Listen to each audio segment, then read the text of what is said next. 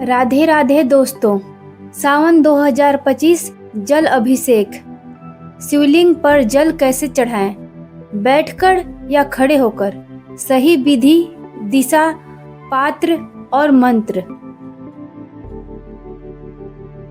सावन आने वाला है और भोलेनाथ की पूजा का सबसे पवित्र समय भी। लेकिन क्या आप जानते हैं कि कई लोग शिव जी पर जल तो चढ़ाते हैं, पर तरीका सही नहीं होता और नतीजा सच्चे मन से की गई पूजा का फल अधूरा रह जाता है। अब सवाल उठता है कि शिवलिंग पर जल चढ़ाना कैसे चाहिए, खड़े होकर या बैठकर, किस दिशा में और कौन से बर्तन से।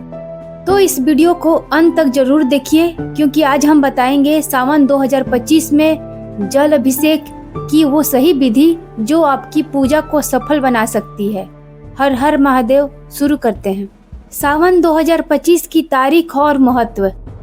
इस साल सावन की शुरुआत हो रही है 11 जुलाई 2025 से और खत्म होगा 9 अगस्त 2025 को। ये वो समय होता है जब भगवान शिव भक्तों की हर पुकार सुनते हैं। शास्त्रों में भी लिखा है कि अगर सावन में सिर्फ एक लोटा जल भी अगर श्रद्धा से चढ़ाया जाए तो वो हजारों पूजाओं के बराबर फल देता है। खड़े होकर या बैठकर जल चढ़ाएं। अब सबसे बड़ा सवाल है, जल चढ़ाते वक्त खड़े रहें या बैठें? देखिए, शिव जी की पूजा में सबसे जरूरी है शांति और नम्रता। इसलिए जल चढ़ाते समय हमेशा बैठकर या झुककर जल अर्पित करना चाहिए। खड़े खड़े या हड़बड़ी में जल चढ़ाना ठीक नहीं माना जाता। इससे लगता है कि आप पूजा नहीं बस रस्म निभा रहे हैं। तो अगली बार जब भोलेनाथ पर जल चढ़ाएं, थोड़ा झुकिए, बैठिए और हर बूंद के साथ अपनी भक्ति अर्पित कीजिए। यही असली पूजा है। जल चढ़ाते वक्त कौन सी दिशा होनी चाहिए? अब बात करते हैं दिशा की, क्योंकि ये बात भी बहुत अहम है। जब आप शिवलिंग पर जल अर्पित करें तो ध्यान रखें कि आपका चेहरा उत्तर दिशा की ओर होना चाहिए। शास्त्रों में भी साफ लिखा हुआ है, दक्षिण या पश्चिम दिशा की ओर मुंह करके जल चढ़ाना सही नहीं होता है। ये छोटी सी बात आपकी पूजा का प्रभाव कई गुना बढ़ा सकती है। किस बर्तन से जल चढ़ाएं और कौन से नहीं? एक लोटा जल सारी समस्या का हल। ये बात तो आपने सुनी ही होगी, लेकिन वो लोटा कैसा होना चाहिए ये बहुत जरूरी है।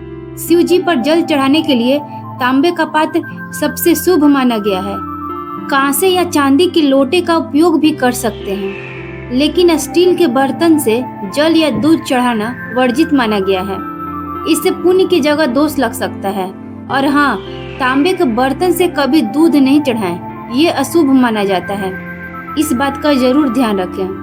5वां है जल चढ़ाने का सही क्रम। जल कहाँ कहाँ अर्पित करें? बहुत कम लोग जानते हैं कि शिवलिंग पर जल चढ़ाने की भी एक दिशा और क्रम होता है। अगर आप इस क्रम से जल चढ़ाएं तो भोलेनाथ की कृपा चारों ओर से मिलती है। सबसे पहले जल हरि के दाएं, मतलब जो शिव जी हैं उनके दाएं और जल चढ़ाएं। ये स्थान गणेश जी का होता है।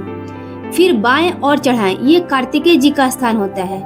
फिर बीचों बीच जल चढ़ाएं, ये स्थान अशोक सुंदरी का है। फिर जल हरि के गोल हिस्से में जल अर्पित करें, ये माता पार्वती का स्थान है। और सबसे आखिर में पूरे शिवलिंग पर धीरे धीरे जल चढ़ाएं, जैसे आप अपना मन और शरीर और आत्मा समर्पित कर रहे हैं। शिव जलाभिषेक का सबसे प्रिय मंत्र। अब बात करते हैं कि शिव जी को जल चढ़ाते समय कौन सा मंत्र बोलें। ये 2 मंत्र है जिन्हें जपते हुए आप जल चढ़ाएं तो उसका प्रभाव कई गुना हो जाता है। पहला है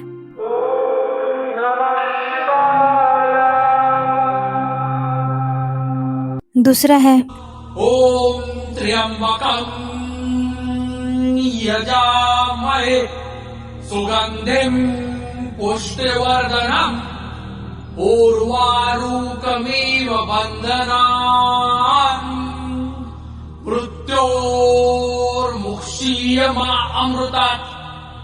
हर बूंद के साथ ये मंत्र आपकी मनोकामनाएं पूरी करने की शक्ति रखता है। तो साथियों, इस सावन में अगर आप भी चाहते हैं कि भोलेनाथ की कृपा बनी रहे तो जीवन की सारी बाधाएं दूर हो, सुख शांति बनी रहे तो 1 लोटा जल जरूर चढ़ाइए, लेकिन पूरी श्रद्धा, सही विधि और नियमों के साथ, क्योंकि जल तो हर कोई चढ़ाता है, लेकिन सही भाव से चढ़ाया गया जल आपकी किस्मत तक बदल सकता है।